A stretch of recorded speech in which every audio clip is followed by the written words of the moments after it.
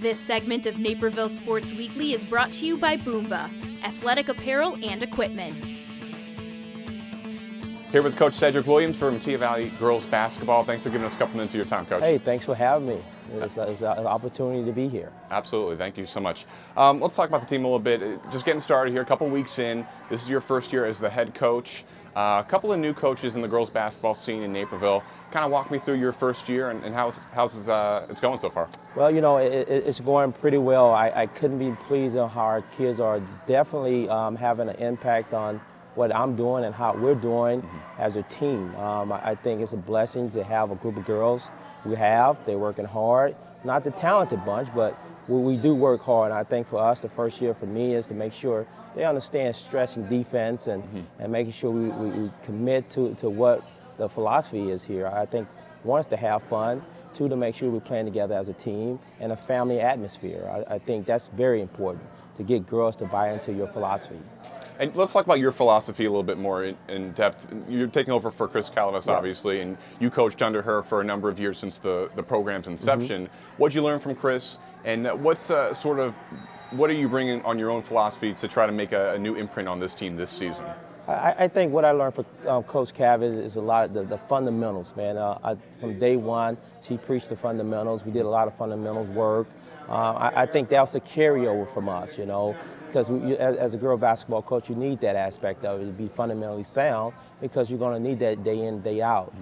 For me personally, I just think that hard work mentality, you know, come in, get on the grind, and make sure that you're working hard each and every day to get better. I say you take one day at a time. A great opportunity for you is to continue to work, and we stress defense. I think the defense is the cornerstone of any successful program. If you can play defense, you have an opportunity to win. And I think we'll bring that, and we've shown it the last 6 games. Some areas we have to fix and get better at, but I think in the most part about it, they're willing to get better. So. And looking at your background a little bit deeper, you grew up in Louisiana playing football and basketball and all-stater in both those sports, and you went over to play football at Louisiana Tech. Yes. And then you came over here, and you know you're a PE coach right now, strength and conditioning. Excuse me. Yeah. How much of a factor is strength and conditioning and what you're trying to preach, that day-by-day mentality to these girls? You know what? It was kind of like when we first got into the program, Coach Calavas came to me and said, "Coach Williams, I know your background, strength and conditioning. This is what I want to implement for our girls." I said, you know what, let's get this done. So we have been doing this for the last 2 or 3 years. Even with some assistance from our PE department, we have tried to get a strength and conditioning class for most of the athletes to get into. So we asked all coaches, hey, give us your workout plan that we can pass it on to your kids as they're in PE, they can do that workout. I say it's very important. It prevents injuries. Our girls are buying into that because we lift once a week. I think they get excited to go lift, and I think it helps your game overall. You know, being in Danville, Illinois, taking their strength program to a different level and seeing the success from a football standpoint. And I think to myself, why we can't do it in a basketball sense with girls? I think they first kind of hesitant about it, but then again, we made it enjoyable, we made it fun, and we made it relate to basketball. Again, a lot of people say, hey, well, why are you doing this? Why are we doing this, Coach? This is why, and they get it. Okay, this does make sense. So I think it's going to help us the way we play and the way our depth is. That's not very big. Our depth is very big, so that would help us for our depth to make sure that we're taking the right steps in the right direction. For sure. Talking about the team a little bit more specifically, and some of the players on the team last year, 16 and 16. Made in the regionals, made some noise in the postseason. And looking into this year, you have a lot of returning players, which is good for continuity standpoint. Lisa Logan, to Sandra Parker, some others. Tell me about some of the heavy hitters on this team, what they bring to the table. I think as you look at it, we're still young from a standpoint of game experience. And when you're talking about game experience, we're talking about Lisa Logan, who's probably played most of the games, and we're talking about Sandra Parker, that played a little bit of the time. So we're still young from a standpoint of being together on the timing aspect of it. So we're still learning each other. They're still learning each other. And they're still learning what I'm expecting out of them as a whole group. I say more and more as we get down the road, we should be better as a chemistry-wise, make sure we're doing the right things and working together as a team. I think that's kind of expected. No matter what the situation is, you being a first-year coach, some younger players, that notwithstanding, the fact that it's a new season, and sometimes girls or boys or whatever, when they're playing early on in the season, there's a little bit of that early season jitters going on. How do you work through that? I think as we continue to build this family atmosphere, we have a lot of discussion. That's why I'm so late. We're having a team discussion. Okay, what are some things we are doing that's great? What are some things we need to go back to the drawing board and correct?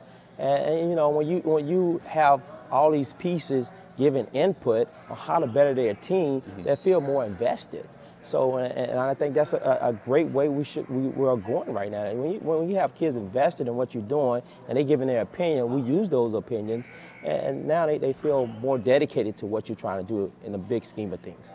Looking at some of the games that I've been in attendance for the team this season, the team seems to really hit its stride when in transition, getting to the basket very quickly early on in possessions. Is that something you're trying to preach to the team offensively? Yeah, I think right now we're struggling offensively. We're trying to find some different areas that we can make it easy for ourselves to get easy buckets. I think we're still trying to learn a new system, a new way of playing offensive basketball. And we got a couple sets in they're not familiar with. So I think in the meanwhile, to have some success, then you try to get those easy buckets, to try to get transition back, try to get to the basket a little bit more often. Don't settle for the easy way. Try to make the easier pass to get to the bucket. Those type of things that's going to help us see success right away as we're still growing offensively to get to where we need to go. And by the end of the season, you'd like to see some of those sets get down. I would love to, even halfway to the season. Right. So. Realistic expectations for the team. It's a young team, first-year coach. You're still learning the waters yourself as well as the team. What are sort of the expectations that you have by middle of the season, end of the season? You know what? My biggest thing right now is take one game at a time. Make sure we're competitive in each and every game. And after that, we'll see in conference, make sure we're the top 4 in the conference. I think right now that's a good goal to have. And I think at least be competitive in the postseason so we can build off of that. One thing I do preach is, or talk about a lot is, build off of your success from last year. Okay, this is what it wasn't given to you. So build off it. And this is how you got it, through hard work, dedication, and perseverance. But it's truly a blessing to be part of this team and this program and this school to give me an opportunity to be the first-year head coach. Awesome. You're the second head coach in Metea history. We appreciate your time, Coach Williams. Thanks. Thank you a lot. Appreciate it.